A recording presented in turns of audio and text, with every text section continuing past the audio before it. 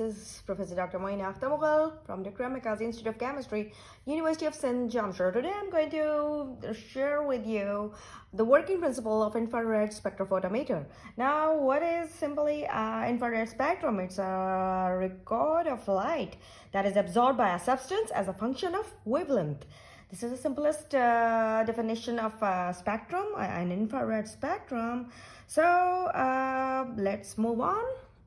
Now here, this is the flow diagram of this infrared spectrophotometer, how it works. So this is simply the IR source, right? So infrared radiation now provided by this source is break up or cleaved by a mirror into sample S and reference R beams. This is reference R and this is the sample S beams. Now beam S, that is this one, is passed through the sample cell. It will pass through this sample cell and reference to the R,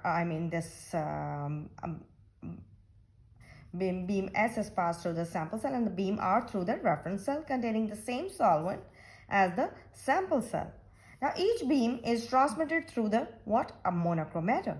Now monochromator, which can be a prism or it can be a grating. Now this monochromator, what is its function? It simply splits or sorts, finds out the transmitted radiation into separate wavelengths, right? Different wavelengths, and is slowly turned. It will be moved, it will be turned so that the detector, now this is the detector, it receives light of different intensity of wavelengths or varying wavelengths, you can call it also.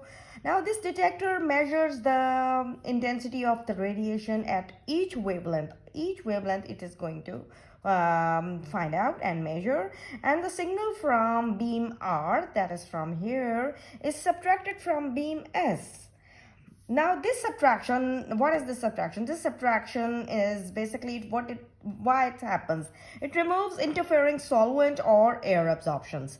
That's why you have seen here the subtraction here. What it does, that it simply removes interfering solvent or the air absorptions that are happening. So now the chart recorder, this is a chart recorder, and the monochromator movement are synchronized. That is this you can see a line here, the monochromator moment and the chart moments are synchronized, so that chart or pen moves along the horizontal axis, that is this one, horizontal axis, as the wavelength changes. Yes, the wavelength is constantly changing. So now what does this detector do? Now the detector output is sent to that is this one, you can see here, it is sent to the pen, that is this one, and is registered as a vertical deflection. You can see here a vertical deflection, and the resulting trace is a IR spectrum.